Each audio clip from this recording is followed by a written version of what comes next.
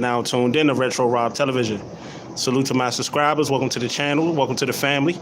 And salute to my original subscribers for always holding your boy down. I truly do appreciate that. All right, so let's get into this thing. Hold on one second.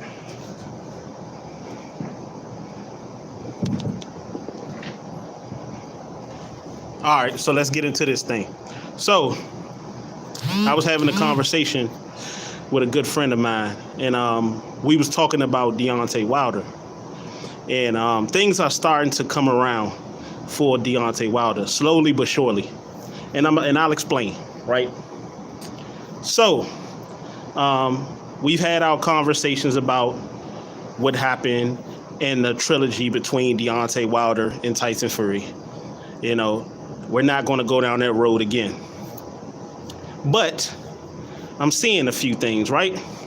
So Usyk defeated Anthony Joshua, just like I said he would, just like I predicted, and many people have predicted. Okay, Andy Ruiz, just defeated King Kong Ortiz. Didn't see that coming, but I'm not surprised.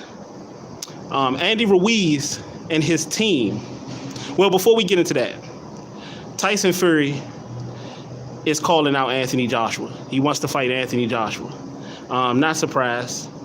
Anthony Joshua is playing games. Don't seem like Anthony Joshua will want that fight. But I wouldn't be surprised if Anthony Joshua took that fight. But I'll say this, right? What if, let's just play devil's advocate. Let's say Joshua takes that fight between Tyson Fury, because Alexander Usyk said he's not going to be ready to fight until probably spring, somewhere around April, May. We know we have Andy Ruiz and Deontay Wilder. Deontay Wilder is set to take on Robert Helenius October the 15th. We all expect Deontay Wilder to look like Deontay Wilder and take out Robert Helenius. But let's just say Anthony Joshua and Tyson Fury fights. Let's say Anthony Joshua beats Tyson Fury. Where would the heavyweight division be? Because honestly, I kind of want Anthony Joshua to beat Tyson Fury, and I kind of don't. Because either way, we're going to get bullshit. We're going to get bullshit with Tyson Fury. We're going to get bullshit with Anthony Joshua. Jay Lano, haven't kept up with boxing since Tyson Fury cheat. Yeah. We get into it now. But things is coming around full circle for Deontay Wilder. I've noticed since Deontay Wilder's return, a lot of people been trying to call Deontay Wilder out. And there's good reason behind that. I told you guys, Tyson Fury is a boring fighter. Tyson Fury is a drug cheat. Tyson Fury is the opposite of what he say and everybody else claim he is, right? So that's why you see Tyson Fury constantly using Deontay Wilder's name. That's why you see Eddie Hearn and Joshua in their camp constantly using and clout chasing off Deontay Wilder's name, because Deontay Wilder is the energy of boxing. I've seen people that didn't, like Deontay Wilder, or, acted as if Deontay Wilder wasn't anything, or nobody knew him, are now acknowledging him. I seen Gervonta Tank Davis, who had little slick stuff to say about Deontay Wilder. He's finally coming along. I'm seeing a lot. But let's go over this scenario, right? Let's say Anthony Joshua and Tyson Fury gets it on. An old British showdown. Joshua beats Tyson Fury. I don't even want to talk about that, because if Joshua beats Tyson Fury, Joshua isn't going to want to fight Deontay Wilder anyway, But let's say Deontay Wilder beats Robert Helenius, which we expect him to do. Then we'll have Deontay Wilder versus Andy Ruiz, probably around Cinco de Mayo, probably around the time, because Alexander Usyk said he's not going to fight until spring. And when he comes back during spring, more than likely, he will probably be fighting a tune-up, not a real fight against a top tier. So let's say Deontay Wilder knocks out Andy Ruiz. Then we'll be possibly looking at a Deontay Wilder versus Usyk fight. Now, Usyk can choose. He's not obligated to anybody. This is what people tend to forgetting. He's not obligated to fight Tyson Fury. Even if the WBC or whatever they try to mandate that fight, we all know that, well, unification trumps mandatories and all that stuff, but he's not obligated because he's the champion. He's the one with the belts. Now, Usyk versus Tyson Fury, I will favor Fury in that matchup. I know it's a lot of people out there that feel like Usyk has skills and Usyk does this and Usyk does that. And a lot of people are getting high on Usyk because, and don't get it twisted, Usyk has skills, but a lot of people are getting high off of Usyk because of, the fashion that he beat Anthony Joshua and that he beat Anthony Joshua. But let's look at this now. If Anthony Joshua wouldn't have been a sucker and Eddie Hearn wouldn't have been a sucker and had the confidence enough in Joshua to make that fight against Wilder, we wouldn't even be talking about Tyson Fury, Alexander Usyk, or none of these guys, because Deontay Wilder would have had all of the belts by now.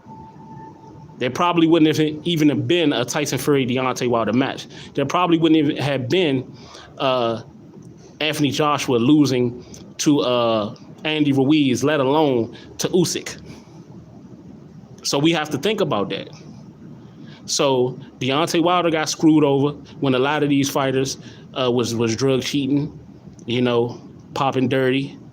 A lot of them was ducking out of matches. Joseph Parker, he wasn't supposed to fight Anthony Joshua. He was supposed to fight Deontay Wilder. He ducked out, He said a whole different sequence of events. Yeah, that's a fact. He said, Jay Lando said, I don't believe in Joshua's skills. He's like boxing Verb, Mr. Marketable, but is underwhelming. Yeah, Joshua has no heart. He has no heart. I ain't gonna say he's not skilled, but he's not what people are trying to label him. And that's been shown not just in this Alexander Usyk fight, but in the Andy Ruiz fight. If Andy Ruiz had not shown up, and I know we can't make, justification for woulda, coulda, shoulda, but if he had not shown up as poor in shape as he was in that second fight, we would have been looking at Joshua in this whole scenario. We wouldn't have had him and Usyk. We wouldn't have had none of that. It's a lot of things said it better than I did. Yeah. Joshua has no heart. Joshua has no heart. But I truly believe Deontay Wilder is going to get what he's deserving of, what he's been deserving of. Because at the end of the day, Deontay Wilder is boxing. Deontay Wilder is the draw. Like, look at the views Deontay Wilder gets. Look at the attention. Like, during the Andy Ruiz and King Kong Ortiz fight, the fans were concentrated on Deontay Wilder. Andy Ruiz and his team, after the fight, called Deontay Wilder to the ring to talk about a possible matchup. Nobody cares about Tyson Fury. It's just people hate Deontay Wilder. I've been said that. People hate Deontay Wilder. People hate to love Deontay Wilder. And now Deontay Wilder, magically is starting to get that love because he lost to Tyson Fury. He got cheated by Tyson Fury. That's why people love Muhammad Ali, because Muhammad Ali was shaken and he was disabled. When Muhammad Ali was out here alive and well and he was moving and he was kicking and he was talking, ain't nobody give a fuck about Muhammad Ali. Now all of a sudden people care about Muhammad Ali. When Mike Tyson was out here knocking everybody out, people didn't give a fuck about Mike Tyson. People cared about Mike Tyson once he started fucking up. Once he started to be accused of being of rape and all that stuff. When he started acting a fucking fool. That's how it is. He said Cassidy thinks this is not about Cassidy, brother. Salute to you, though. Rob wouldn't have that answer for you. Yeah, this is not about Cassidy right now. I just did a video. Go check it out. Yeah, but everything is starting to come full circle for Deontay Wilder. People are, and I said this before. I wish a lot of y'all were around the conversations that I have behind the scenes. But I said this. I said, don't worry, because Deontay Wilder and his team know that everything will start to come his way and start to go his way when it's time. Because Deontay Wilder is the knockout. He's the knockout guy. He's the entertaining guy. He's the one that's going to put asses in the seats. And he's going to make people jump out of their seats. He's going to make people spill their popcorn, spill their soda. Deontay Wilder is the energy of boxing. You know, a lot of these dudes, and I'll say this, right? I'll confess. I'm starting to believe Tank Davis in them now. I'm starting to believe a lot of these guys that say the belts don't matter. Now, legacy, they'll always matter as far as legacy. But right now, the belts don't really matter. What matters is who can put asses in the seats. I'm starting to understand that now, what they meant by that. Because at the end of the day, it doesn't matter what Tyson Fury wants to do with the belts and how he's going to do the belts. At the end of the day, he know, just like everybody else know, that Deontay Wilder is the energy. Because he's coming with the excitement. Like, let's be honest. Who wants to see Tyson Fury versus Usyk? Nobody wants to see that fight because we already know the results of the fight. We know that Tyson Fury is going to come in there. Usyk ain't going to even really be able to get next to him, ain't going to really be able to get close to him. And if Usyk is able to have some type of success, all Tyson Fury going to do is hit him with illegal shots and grab him and hold him. At least with Deontay Wilder, you knew that Wilder had the heart. You knew that Wilder his heart wasn't going to allow him, and his temperament wasn't going to allow him to allow Tyson Fury to just bully him like that. But Anthony Joshua has no heart. The moment Tyson Fury started doing Joshua like he was doing Wilder, Joshua is going to quit. He's going to propose, and he's going to give up. They might wave the towel. He's going to quit. Once Fury face Usyk probably won't quit, but it'll be just like the same because Usyk ain't got really nothing to bring to the table. He's small. You know? So at the end of the day, I look forward to Deontay Wilder taking care of business versus Robert Elenius. Robert Elenius is not a walk in the park, but I find it very, very hard to believe that Robert Elenius is going to be able to avoid that right hand for 12 rounds. Look, nobody has been able to avoid that right hand for 12 rounds. Not even Tyson Fury. Tyson Fury got knocked out in the first fight, and he got knocked out in the third fight. And he had cheating referees, and it was a long count. Nobody has been able to avoid that right hand. Neither will Robert Helenius, neither will Andy Ruiz. Neither will anybody else that Wilder face moving forward, including Tyson Fury if they fight for a fourth time. And that's where I was getting to, but I'll save that for another video. But it's your boy Double R, man. Oh, also, I wanted to talk about Bud Crawford and Earl Spence. So I'm getting word that we could possibly be hearing an announcement during the halftime or during a promotion between, football season between Green Bay and the Cowboys. Earl Spence fights in Dallas.